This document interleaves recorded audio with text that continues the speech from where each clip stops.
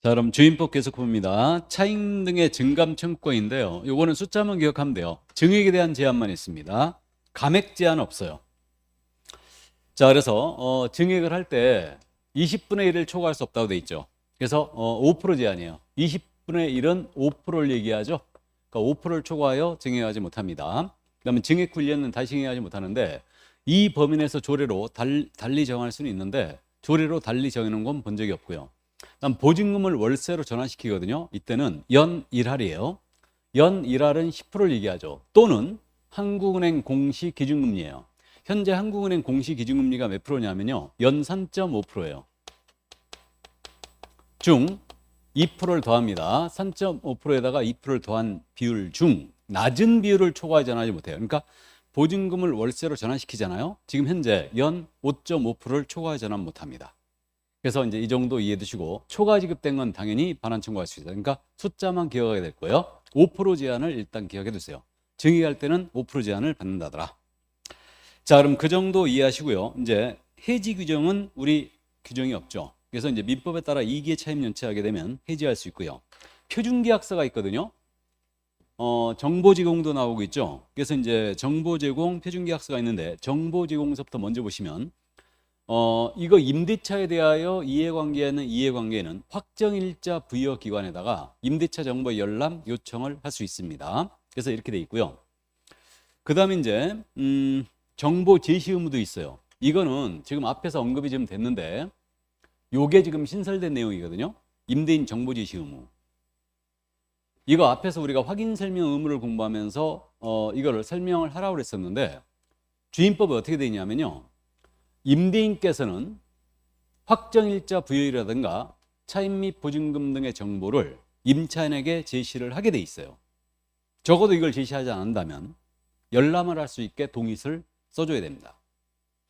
그 다음에 이제 미납 국세가 있는지 미납 지방세가 있는지 납세 증명서, 즉 완납 증명서, 세금 완납 증명서를 임차인한테 제시하게 돼 있어요. 이걸 제시하지 않는다면은 열람에 하는 거에 동의를 해줘야 됩니다. 우리가 공인중개사법에서는 어떻게 되어 있냐면 이 부분에 대해서 열람을 요청할 수 있다는 그 사항을 임차인한테 고지를 해주라고 그랬죠. 설명을 해주라고 했고, 주임법에는 임대인은 이걸 아예 제시를 하게 돼 있어요. 의무적으로 제시하게 돼 있고, 제시를 안 한다면 열람하는 거에 동의를 해주게 돼 있습니다. 자, 그러면 이제 이건데, 그래서 이 규정은 아주 잘 들어왔어요. 그래서 지금 확정일자 부여일, 차임 및 보증금 등의 이런 사항들을 제시하라는 이유는 왜 그러냐면 특히 문제가 되는 주택이 다가구 주택이거든요. 그러니까 다가구 주택은 그렇다고 그랬죠. 19세대까지 들어갈 수가 있는데 이건 단독주택이에요. 다세대가 공동주택이죠.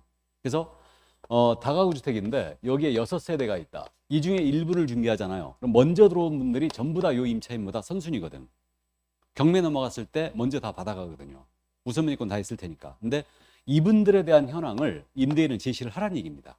이거를 안 한다면 적어도 확정일자 부여해놔서 열람할 수 있게 해줘야한다는 얘기예요.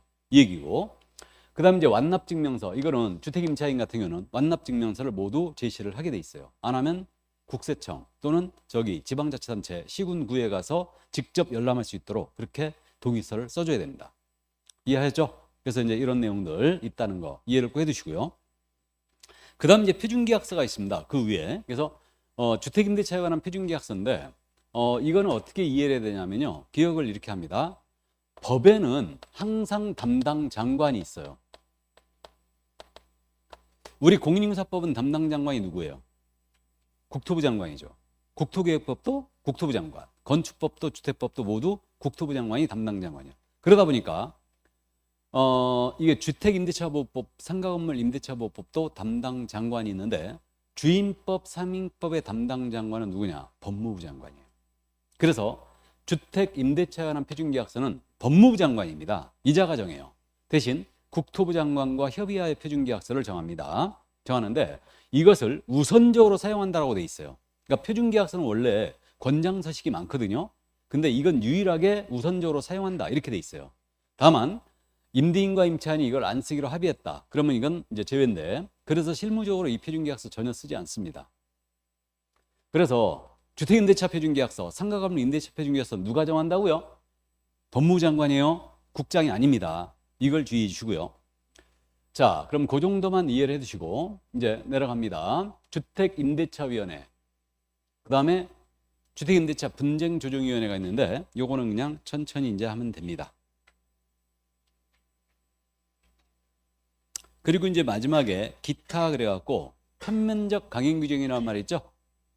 편면적 강행규정이 뭐냐? 임차인한테 불리한 것은 모두 효력이 없다는 얘기예요.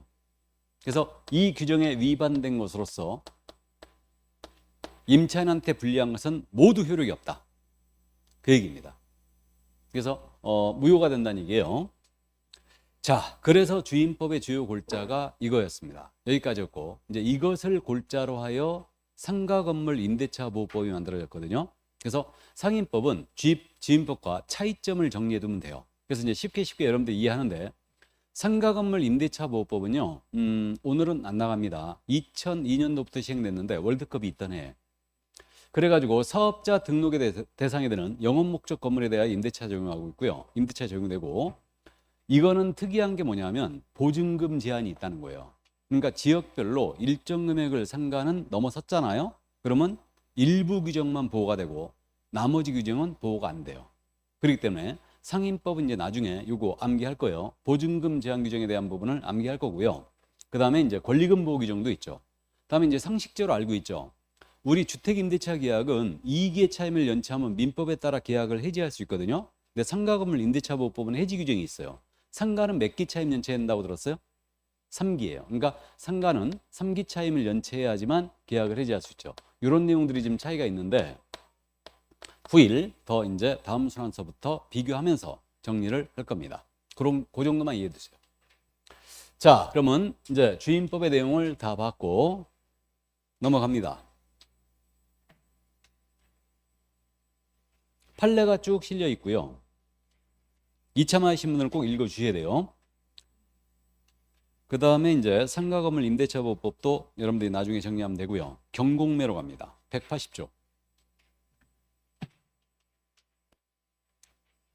그럼 이제 경매, 공매에 관한 내용인데 경매, 공매는 요즘 안 내니까 경매는요 크게 임의 경매와 강제 경매로 나눠볼 수 있거든요. 그럼 강제 경매는 말씀드렸듯이 판결에 기초한 경매를 강제 경매라고 부른다고 그랬죠. 이 판결을 집행 권한이라고 불러요. 집행할 수 있는 권한을 원칙해야 되는 거. 그러니까 판결에 기초한 경매를 강제 경매라고 부릅니다. 임의 경매는 담보권이 갖고 있는 본래의 경매권에 기하여 실행되는 경매, 이것을 임의 경매라고 해요. 그러니까 저당권, 근저당권, 얘네들은 기본적으로 경매권이 있죠. 그렇기 때문에 이것의 담보권이 본래 갖고 있는 경매권에 의하여 실행되는 경매, 이것을 담보권 실행 경매라고 그러고 강학상 이것을 임의 경매라고 부릅니다. 그래서 임의 경매는 저당 자본에 따라 실행하는 경매고 강제 경매는 판결이 기초한 경매다. 그렇게만 이해를 해주시기 바랍니다. 둘 다 민사집행법이에요. 민사집행법에 따라 법원에서 행해지고 있죠. 경매는. 그러니까 경매가요. 근거법이 민사집행법이에요. 민사집행법. 자, 그럼 그 정도만 이해를 해두시고요. 첫 번째, 권리분석으로 갑니다. 181조 권리분석. 자, 이 권리분석은요, 지금서부터 우리 교재에 지금 써 있는 내용은 시험에 대비하는 공부니까 민사집행법의 권리분석 내용이 그대로 들어가 있거든요. 근데 우리는 오늘은 지금 입문과정이니까 실무에서 쓰는 경매 권리분석 방법을 지금서부터 말씀드립니다. 그래서 이걸 잘 들어두셨다가 나중에 경매 물건 투자할 때 이 방법으로 권리분석을 해보시기 바랍니다. 그럼 권리분석의 주 목적은 그거죠. 내가 이 부동산 낙찰을 받았을 때 떠안을 권리가 있는가, 이걸 분석하는 거죠. 그래서 실무에서 지금 어떻게 쓰고 있냐면 경매가 끝나게 되면요, 원칙적으로 여기에 붙어있던 권리는 소멸함이 원칙이죠. 그리고 소멸하는 권리 6가지는 기억을 해야 돼요. 암기해야 됩니다. 이거는. 그래서 저당권, 근저당권은요 무조건 소멸이에요. 경매 끝나면 순위에 불문하고 무조건 소멸이다. 언제나 소멸이고요. 담보가등기가 있거든요. 그래서 여러분들이 이제 아직 가담법을 공부 안 했는데, 가등기 담보 등이라는 법률, 이 법을 공부 안 했는데, 가등기란 말은 공시법 시간에도 들어봤을 것 같은데, 가등기는 담보 가등기가 있고 보전 가등기가 있거든요. 근데 담보 가등기는 경매 절차에서 저당권과 동일한 유력이 있다 보시면 돼요. 그러니까 얘는 언제나 소멸이에요. 언제나 소멸. 그러니까 세 가지. 저당, 근저당, 담보가등기는 언제나 소멸이고, 압류등기 있죠. 압류등기는 세금 체납했을 때 하는 등기라고 이해하시면 돼요. 세금 체납했을 때 하는 등기. 이게 압류등기라 이해하시면 되고, 얘도 소멸이고요. 가압류등기는, 가압류란 말도 들어봤죠. 돈 1억을 빌려줬는데 안 갚아요. 그래갖고 이제 그 채무자를 상대로 소송을 제기하는데, 이자가 소송 과정에서 재산을 빼돌리게 하면 안 되잖아요. 그러니까 미리 못 빼돌리게 가압류라는 거 해놓고 들어가는 거죠. 이것도 채권 확보 목적 권리니까 경매 끝나면 원칙 소멸입니다. 다음에 경매가 시작되면요, 부동산에 대하여 경매 개시결정 등기를 하거든요. 그럼 개시결정 등기는 압류효력과 똑같기 때문에 얘도 일단 소멸이에요. 그래서 요 그림은 지금 현재 우리 교재에 없습니다. 근데 이게 풀어서 써져 있는 거예요, 지금. 그러니까 쭉 들으시면 되는데, 그래서 어쨌든 6가지는 암기를 저당, 근저당, 압류, 가압류 이렇게 이제 기억해보고, 담보가등기, 경매등기 이렇게 6개 소멸이다. 그럼 이 소멸하는 권리 중에서 가장 먼저 온 권리, 그래서 가장 최선순위라고 그러죠. 소멸하는 권리 중에서 최선순위 권리, 이것을 실무 용어로 뭐라고 하냐면 말소 기준 권리라고 그래요. 실무 용어로. 그러니까 6개 권리 중에서 제일 먼저 설정이 된 거, 이것을 말소 기준 권리라고 그러고, 말소 기준 권리가 정해지면 이거보다 먼저 왔잖아요. 그럼 낙찰자가 부담으로 떠안아야 돼. 말소 기준 권리보다 먼저 오면 인수해야 되고, 이거보다 뒤로 왔잖아요. 뒤로 오면 이때는 전부 다 소멸시킵니다. 그럼에도 불구하고 끝까지 물귀신처럼 쫓아다니는 권리가 있어요. 깔고 앉아 있으면 되는 권리가 있죠. 그게 뭐다? 유치권, 인수예요. 인수해야 되고, 그다음에 토지만 낙찰을 받았어요. 그럼 건물의 법정상권 떠안을 수 있지. 그러니까 당연히 법정상권도 인수해요. 그래서 이 정도. 그러니까 이 정도만 알아도요, 대다수의 권리 분석을 다 끝낼 수 있어요. 그럼 간단하게 한번 연습해 볼까요? 내가 이 아파트 경매에 들어가려고 그러는데 등기상 증명서를 떼죠. 떼가지고 갑구, 울구를 따지 말고 접수 일자별로 권리를 쫙 나열해요. 접수 일자별로. 그래갖고 미공시 권리들은 사이사이 껴넣게 하면 돼요. 그래갖고 이제 정리를 쫙 했더니 이렇게 됩니다. 가장 먼저 근저당권 들어왔어요. 그 다음에 임차권 들어왔습니다. 그리고 세 번째로 가압류 들어왔어요. 네 번째로 가등기 됐죠. 그리고 다섯 번째로 유치권이 들어왔습니다. 그리고 6번째로 전세권 등기 들어왔다고 가정해보죠. 그 다음에 7번째로 저당권이 또 들어왔는데 야가 경매를 신청한 거예요. 경매 신청한 채권자는 압류 채권자라고 부릅니다. 그러면 내가 이 물건 들어가려고 이제 권리 분석을 해보는데 내가 떠안을 권리가 있는가 분석하는 거예요. 그러면 소멸하는 권리를 먼저 체크합니다. 소멸하는 권리 1번 근저당권 소멸이죠. 여기 가압류 원칙 소멸이에요. 가등기는 담보 가등기인지 보존 가등기인지 구분이 안 가요. 놔두고 그다음에 여기 저당권이 소멸입니다. 그러면 소멸하는 권리 중에서 제일 먼저 온 게 1번 근저당권이죠. 그러면 야가 말소 기준 권리가 되는 거예요. 야가. 그럼 말소 기준 권리가 얘가 됐고요. 그럼 기준 권리 당연히 소멸. 이 뒤에 왔다 소멸이죠. 임차권 소멸, 가압류 소멸, 가등기 따질 필요도 없어요. 얘는 얘에 대항할 수 없기 때문에 무조건 소멸입니다. 그다음에 유치권 순위불문 인수. 그다음에 전세권 소멸. 그다음에 저당권도 소멸이죠. 당연히. 이렇게. 그러니까 말소 기준 권리는 이 6가지를 기억을 해두고 이 중에 가장 먼저 온 게 기준 권리다. 그럼 이보다 뒤로 오면 소멸, 먼저 오면 인수예요. 이게 이렇게 되고요. 그럼에도 불구하고 유치권, 법정상권은 순위 불문 인수예요. 그럼 결국은 내가 떠안을 권리는 유치권밖에 없다는 얘기죠. 임차인의 보증금은 떠안지 않습니다. 임차권은 이 근저당권자에 대항할 수 없거든요. 뒤로 왔기 때문에 무조건 나가야 돼요. 그래서 이렇게 되고 유치권자와 이제 협의해 갖고 들어가는 겁니다. 그리고 협의가 안 되면 절대 들어가면 안 되고요. 그래서 이제 유치권이 물론 경매 물건에 행사되고 있으면 실무적으로 유치권 부존재 확인 소송 들어가죠. 다. 유치권자를 상대로. 그러니까 부존재 확인 소송 들어가고요. 실무 통계상 유치권 소송 들어갔잖아요. 그럼 통계적으로 80%가 가짜라는 게 판명되고 있어요. 80%가. 그래서 거의 다 가짜라는 얘기죠. 이게. 자, 이게 바로 권리 분석이다. 근데 실무에서는 이렇게 하거든요. 근데 우리는 이걸로 시험을 보는 게 아니에요. 요게 민사집행법 표현이 어떻게 돼 있냐면 거기 동그라미 1번에 그렇게 돼 있죠. 가장 먼저 1번에 매각 부동산 위의 모든 저당권은 매각으로 소멸한다 이렇게 돼 있죠. 이걸 제가 이렇게 표현한 거예요. 지금 모든 저당권, 근저당권, 담보가등기 무조건 소멸이에요. 그 다음 동그라미 2번은 뭐라고 돼 있냐면 지상권, 지역권, 전세권, 임차권 등이 저당권, 압류, 가압류권에 대항할 수 없다. 그럼 매각으로 소멸한다 이렇게 돼 있어요. 그러니까 대항할 수 없다란 말은 뒤로 왔다는 얘기거든. 그래서 이제 이런 식으로 다음 순환서부터 연습을 할 겁니다. 그래서 이게 바로 실무에서 쓰는 방식이다. 그렇게만 이해를 해두세요. 됐죠? 이게 권리분석이었습니다. 그럼 그 정도만 이해하시고 넘어가죠. 경매 절차. 여기가 이제 본론입니다. 그럼 민사집행법에 따라서 법원에서 행해지는 경매 절차를 지금부터 이제 보겠습니다.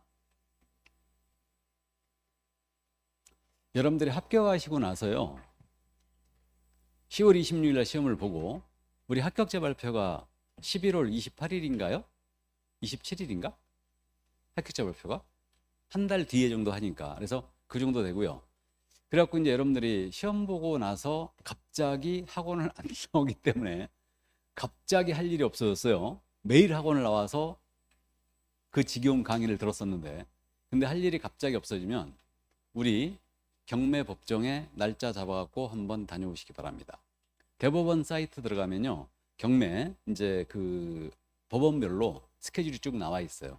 그래갖고 한번 가서 낙찰을 받자는 얘기가 아니고 한번 구경하시라는 얘기예요. 그럼 아 이게 그때 그 한민호 그놈이 얘기했던 게 이거였구나.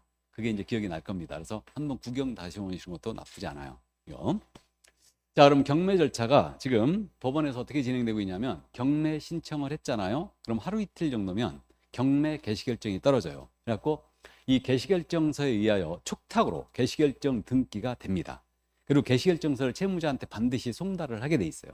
그러면 송달이 됐거나 개시결정 등기가 되면 부동산에 대한 압류의 효력이 발생하고 이 압류 효력은요 결국은 처분 금지 효력을 갖고 있는데 이건 채권적 효력밖에 없습니다. 처분했다 하더라도 무효가 되는 건 아니에요. 일단 개시결정 등기가 된 부동산을 처분했다 하더라도. 그럼 어쨌든 압류 효력이 발생하는데 경매 신청을 했던 채권자가 경매 신청을 취하를 했잖아요. 그럼 취하란 말이 무슨 말인지 아시죠? 철회했다는 얘기예요. 경매 신청을 철회해버리면 발생된 압류 효력은 일단 소멸입니다. 어쨌든 개시결정 등기가 되거나 송달이 되면 이게 압류율이 발생하고요. 이때로부터 일주일 내에 법원은 첫 공고가 나갑니다. 이게 첫 공고. 여기서부터가 사실상 경매 절차 시작인데 이게 배당 요구 종기 공고라고 그래요.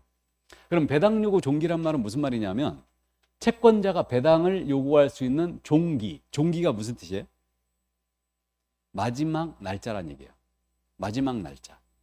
배당 요구 종기라는 걸 정하여 공고가 나갑니다. 그럼 채권자라면요. 배당 요구 종기까지 배당 요구 무조건 해야 됩니다. 그럼 최우선 변제권이 있다. 얘가 배당 요구 안 했어요. 배당 할까 안 할까요? 안 합니다. 그래서 최우선 변제권이 있다 하더라도 배당 요구 해야 돼요. 그래야 배당을 해줍니다. 그러면 배당 요구 종기까지 채권자는 배당 요구를 해야 되는데 배당 요구 종기는 어떻게 정하느냐? 첫 매각기일 전후로 정해져 있어요. 그럼 여기서 매각기일이란 말 있잖아요. 여러분들이 그저 기일이란 말, 요 기일이란 말은 소송 절차에서 날짜를 얘기해요. 날짜. 제삿날이 아니고 날짜. 그럼 매각 기일 그랬으니까 매각하는 날짜란 뜻이죠. 그러니까 경매 기일, 입찰 기일 이렇게 불러요. 그러니까 지금 현재 경매 용어가요. 매매와 진짜 비슷해요. 그래갖고 첫 매각 기일 전으로 배당 요구 종기를 정하여 공고가 나갑니다. 그럼 채권자 배당 요구 들어와야 되고 안 했다 한 푼도 안 한다고 그랬고 그 다음에 당연배당 채권자를 제외하고는 전부 다 들어와야 돼요. 그다음 배당 요구 종기가 지났잖아요. 그럼 이거 매수인 인수할 부담이 바뀐다. 그러면 철회도 못해요. 그러니까 배당 요구 같은 채권자가 나 배당 요구 이거 철회할래요. 이것도 안 돼요. 종기가 지나버리면. 그래서 일단 그 정도만 이해해 두시고 자 그럼 배당 요구 종기 나갔어. 이와 동시에 매각을 준비합니다. 그럼 물건에 대한 현황 조사 다 하죠. 등기상 증명서 떼고 가서 사진 촬영도 하고 그다음에 임대차, 점유가 누가 하고 있는지 모두 조사합니다. 그래서 임대차 관계 조사도 하고 점유 관계 다 조사해요. 그리고 감정평가 명령도 나가죠. 그래서 감평금액을 기초로 최저 매각가라는 걸 정해요. 그럼 최저 매각가란 말은 이 금액에서 입찰을 시작한다는 얘기죠. 그래서 최저 매각가가 정해집니다. 그리고 이제 최고를 하게 되는데 공무소에 대한 최고, 이해관계에 대한 최고를 합니다. 그럼 이게 뭐냐면 빚잔치 하니까 이거 채권 신고할 수 있으면 전부 다 신고 들어와라 하고 알려줍니다. 최고를 해요. 그래서 물론 이제 알고 있는 채권자한테 모두 알려주게 돼 있고 공무소, 지방자치단체장, 세무서장 다 통보해줘요. 경매 들어간다. 자, 그럼 매각 준비 끝났죠? 그럼 그 다음 절차가 이제 매각 공고가 나갑니다. 이게 여러분들이 인터넷이나 신문에서 보는 법원 매각 공고가 이거예요, 바로. 그러니까 이 물건에 대하여 매각 준비가 끝났으니까 매각을 하는 날짜, 이게 뭐라고요? 매각 기일 하고 매각 결정기일을 정하여 공고 나갑니다. 그럼 매각 결정이란 말이 들어간 이유가 그거예요. 내가 매각 기일에서 최고가 매수 신고 금액을 써낸 거예요. 최고가 금액을 써냈어요. 그럼 저를 최고가 매수 신고이라고 그러거든요. 그럼 최고가 매수 신고에 대해서 허가 불허가를 결정해 주는 날짜가 있어요. 그게 매각 결정기일이에요. 허가 불허가를 결정해 주는 날짜다. 그래서 이름이 이렇게 붙습니다. 그럼 매각 공고는 매각 기일로부터 최소한 2주 전에 나가야 돼요. 2주 전에 나가야 되고, 매각 결정기일은 매각 기일로부터 1주 내의 날로 정한다 이랬는데 정확하게 현재 일주일로 움직여요. 그러면 월요일 날 입찰했잖아요. 다음 주 월요일이 매각 결정기일이에요. 일단 그렇게 됩니다. 그럼 이제 그 다음 절차가 매각을 실시해야 되겠죠. 이게 매각 기일에서 절차예요. 그래서 이제 입찰기일, 경매기일, 매각이 실시가 됩니다. 이 날짜예요. 그럼 여기서 참고, 경매 신청해갖고 매각 기일까지 오기까지는 최소한 지금 경매 물건이 엄청 많이 쌓인다는 거 아시죠? 그래가지고 6개월 이상이 걸려요, 보통. 그러면 간단하게 1월 2일 날 경매 신청했고 매각 기일까지는 최소한 6개월 정도 잡아야 되니까 7월 2일 날 첫 매각 기일이 잡혔다고 가정해봐요. 이게. 그러면 매각 공고는 2주 전에 나가야 된다고 그랬죠? 매각 실시한 매각 기일로부터 2주 전에 나가야 되니까 여기 매각 공고는 통상 한 6월 10일 정도에 나갔겠죠. 이미. 이 정도에 나갔을 거예요. 이 정도에. 그러면 경매 개시 결정은 경매 신청 1월 1일 날 했어요. 그럼 하루 이틀 정도만 떨어져 버리니까 1월 3일 날 개시 결정이 떨어졌다. 그럼 이제 개시 결정서를 송달을 하거나 등기를 해야 돼요. 그러면 이제 일주일 내에 매각 배당 요구 종기 공고가 나가거든요. 그러면 대충 송달 다 끝나고 개시 결정 등기 다 됐다. 그러면 배당 요구 종기 공고가 예를 들어서 1월 20일 정도에 나갔다고 가정해 봐요. 그럼 지금 실무적으로 배당 요구 종기는 3개월 정도를 줘요. 3개월. 이거를. 그러면 1월 20일 날 배당 요구 종기 공고가 나가면 채권자들은 결국은 3개월 정도를 주니까 4월 20일 정도. 그러니까 4월 20일 정도에 이미 배당 요구 종기가 끝나 있어요. 그럼 배당 요구 종기까지 채권자 배당 요구 들어와야 되고, 그 이후에 배당 요구 안 받아줍니다. 그리고 배당 요구 종기가 끝나버리면 함부로 철회도 못 한다고 기억하면 돼요. 빼봐. 그러니까 보세요. 경매를 시작하기 전에 이미 채권자 정해놓고 시작하는 거예요. 입찰을. 그래서 사실은 이제 요게 하세월이에요. 매각 준비가. 그래갖고 여기서부터 이제 불변기한을 일단 정해지죠. 이렇게 되고 일주일 뒤에는 이제 매각 결정기일이 열리죠. 일주일 뒤에는 7월 1일 날 했으니까. 자, 그럼 여기서 매각 실시와 매각 기일의 절차를 일단 주의해야 돼요. 그럼 매각을 하는 방법, 경매하는 방법은 세 가지 방법 중에 법원이 정하는 방법으로 해요. 한 날짜에 모두 입찰표를 써내는 거 있죠. 지금 법원이 이렇게 하고 있죠. 한 날짜에 모두 모여갖고 입찰표를 써내는 거야. 그러면 이게 기일입찰이에요. 기일입찰제. 그다음에 기간을 정하여 하는 입찰이 있죠. 기간입찰제. 이 기간은 일주일 이상 한 달 이하의 기간을 정하여 입찰하게 하는 겁니다. 이때는 우편으로 할 수 있어요. 그래서 초창기에는 기간입찰제를 일부 법원들이 했거든요. 근데 지금은 전국 법원 안 하는 걸로 알고 있습니다. 모두 폐지해버렸어요. 그래갖고 전부 다 기일입찰로 가고 있죠. 그럼 호가경매는 뭐냐? 호가경매. 영화에서 보셨죠? 미술품 경매할 때 놓고서 부르는 거야. 계속. 이게 호가경매예요. 그래서 이렇게 합니다. 그러니까 세 가지 방법 중에 법원이 정하는 방법으로 하고 있는데 전국 법원이 전부 다 기일입찰로 한다. 이 호가경매제 있잖아요. 부동산 경매도 원래 호가경매를 많이 했거든요. 95년도까지는 다. 95년도 전에는 전부 다 호가경매제였어요. 근데 95년도부터 전부 전국 법원이 호가경매를 폐지해버렸어요. 부동산 경매는. 동산 경매는 여전히 호가경매예요. 근데 부동산 경매는 기일입찰로 하고 있는데 호가경매를 왜 폐지했겠어요? 우리 행님들 때문에. 깍두기 행님들. 호가경매 하니까 부르는 금액이 옆에서 바로 들리잖아요. 좋은 물건 나왔어. 그래갖고 우리 행님께서 좋은 물건 받아가지고 싸게 한번 차익을 남겨보려고 입찰 들어왔는데 옆에서 계속 불러대는 거야. 후회나잖아. 그러니까 법정이 왜 이렇게 더워? 하면서 탁 벗으면 다 그림이야. 그래갖고 이런 식으로 입찰을 방해하니까 전부 폐지하게 됩니다. 이걸 그래갖고 지금은 전국 기일입찰제로 돌고 있죠. 이렇게. 자, 그 다음에 이제 입찰자는 보증금 낸다는 거 아시죠? 보증금. 이건 10%라는 건 아시겠죠, 그럼? 보증금은 10%를 내는데 20%가 최저 매각가의 10%라는 걸 주의해야 돼요. 매수 신청 금액의 10%가 아닙니다. 그러니까 입찰 금액의 10%가 아니고 최저 매각가 10%다. 그럼 이 얘기죠. 최저 매각 가격이 예를 들어서 5억이었어요. 그러면 보증금 얼마 내라는 얘기다? 5천. 5천을 내고 6억을 쓰던 7억을 쓰던 8억을 쓰던 관계없습니다. 최저 매각가 10% 통일했죠. 전에는 입찰한 금액의 10%였죠. 이걸 왜 폐지했냐면요. 최저 매각가 10% 통일했냐면 지방 쪽에서 입찰 금액이 자꾸 노출된 거예요. 지방 쪽에는요. 법원도 하나밖에 없고 은행도 몇 개 없고 큰 손들은 자기네들끼리 다 알아. 그리고 은행 담당자하고 엄청 친하거든. 근데 은행 담당자가 고향 후배야. 그러니까 입찰 금액의 10%를 보증금을 내게 했더니 입찰한 날짜 좋은 물건 나왔거든. 아침에 수표를 가서 끊는 거지, 은행에 가서. 야, 한민우 그놈이 오늘 수표 얼마짜리 끊어갔는데, 그러면 내 입찰 금액 나와버리는 거예요. 그래가지고 이게 자꾸 노출되니까 최저 매각가 10%로 통일시킨 겁니다. 그래서 이걸 꼭 기억하고 있어야 됩니다.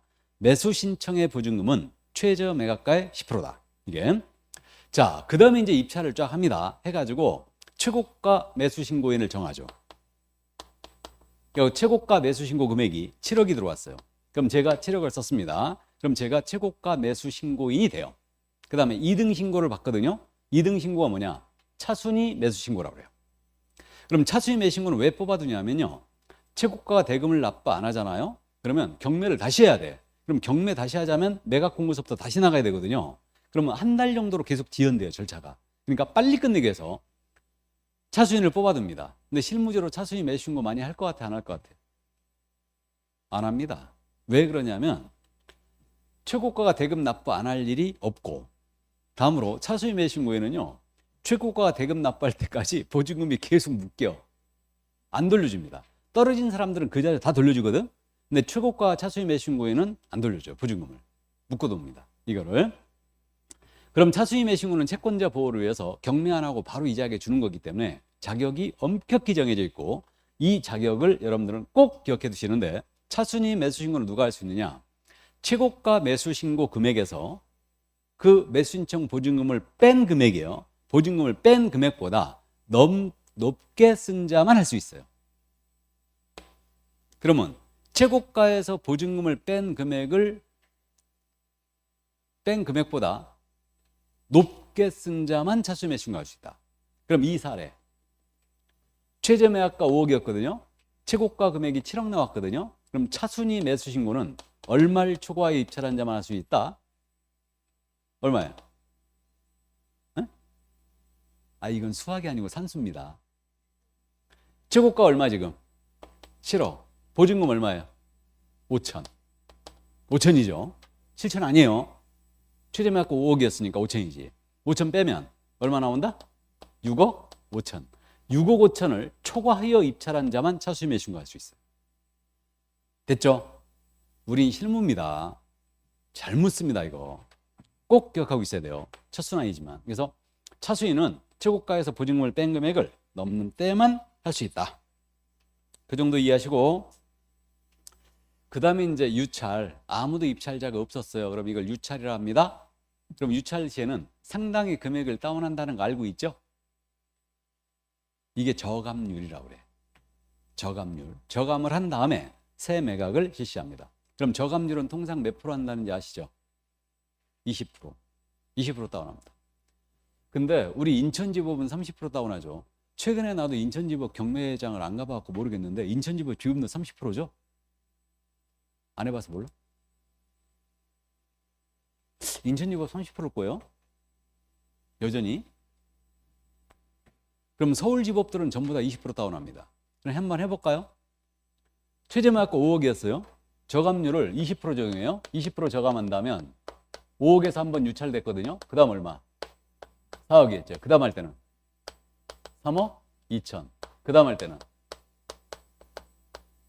2억 5천6백이죠. 근데 30% 다운하잖아요. 우리 인천지법처럼 30% 다운하면요 5억에서 유찰됐어요. 그 다음 할 때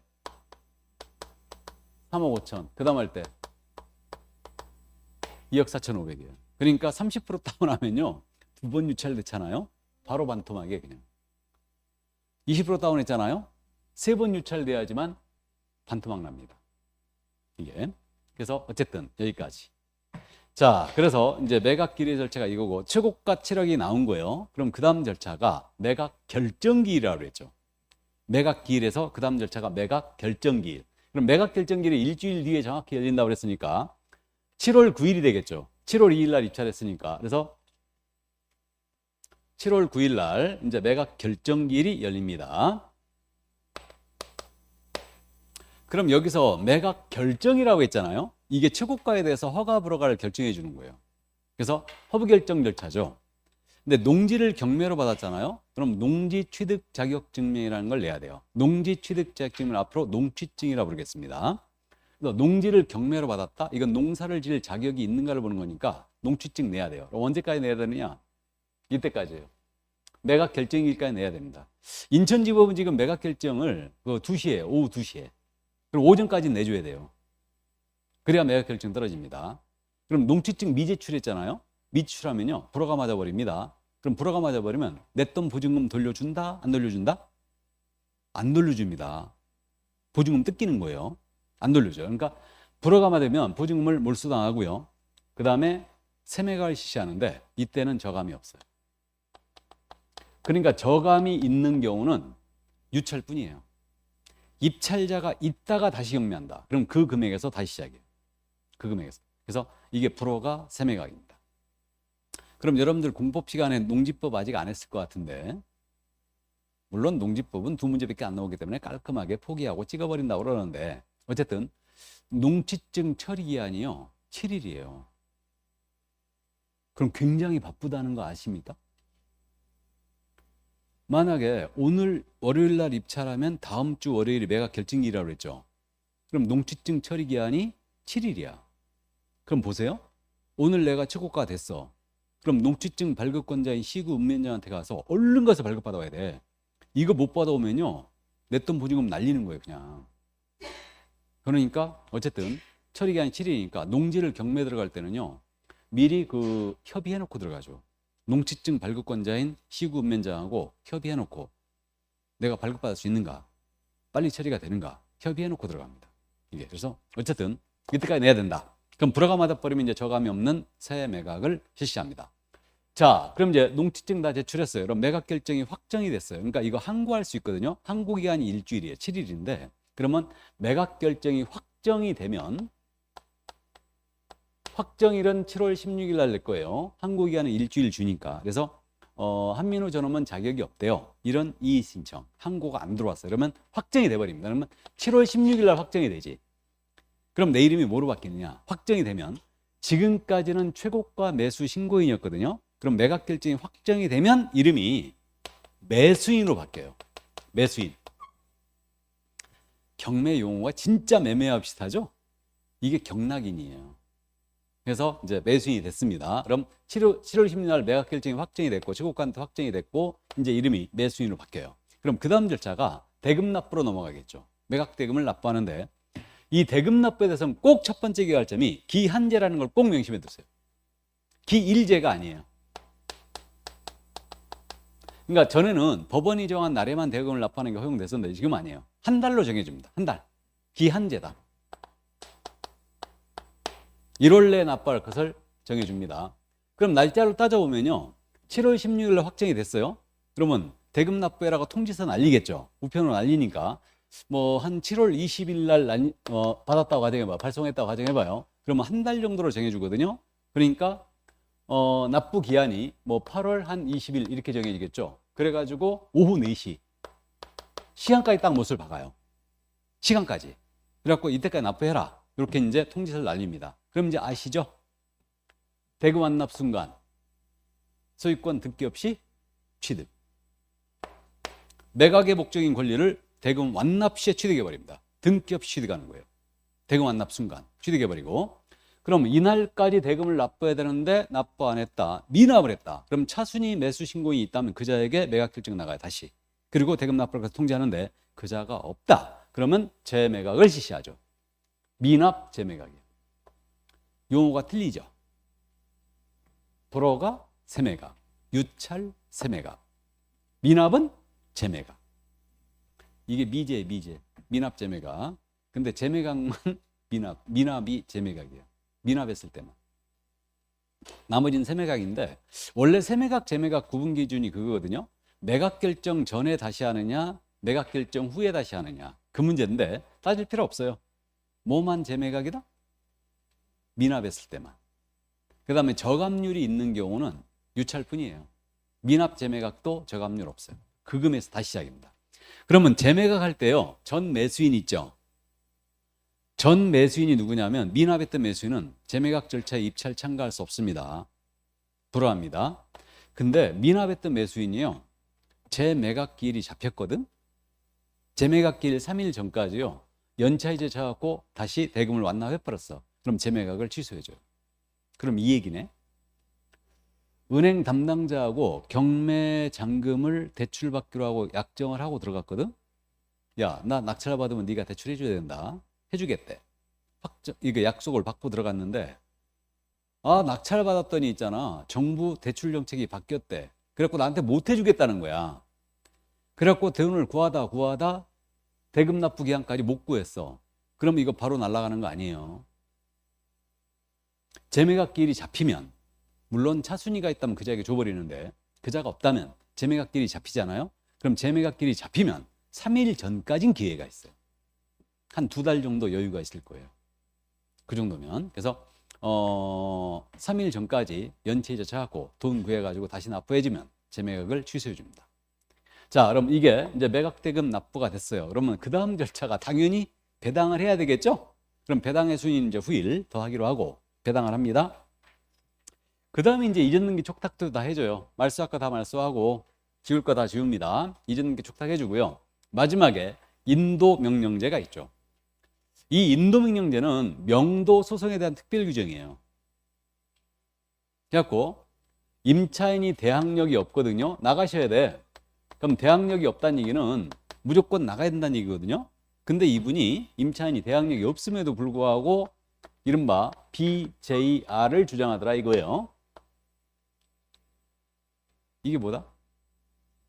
배째라. 이걸 주장 확 째버릴 수 있는데 이게 인도명령제예요.